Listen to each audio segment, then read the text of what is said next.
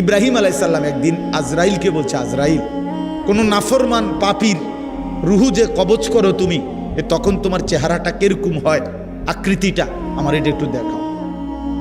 হযরত ইব্রাহিম আলাইহিস সালামকে আজরাইল বলছে, আল্লাহর কসম হে নবী, আপনি সহ্য করতে পারতেন না, আপনি এটা দেখতে চাইেন না।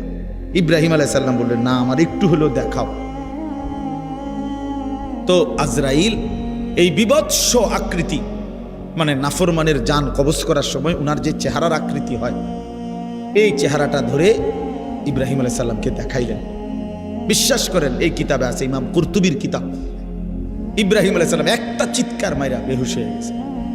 হুঁশ আসার পরে ইব্রাহিম আলাইহিস সালাম বললেন, আল্লাহর কসম, আয় আল্লাহ, মালিক আপনার কসম, কবরের আযাব, জাহান্নামের আযাব কোনো নাফরমানের জন্য কিছুই লাগবে না, শুধু আজরাইলের এই ভয়ানক দৃশ্য জান কবজের সময় একবার দেখলেই তার সারা জিন্দেগীর নাফরমানির শাস্তির জন্য এটাই যথেষ্ট।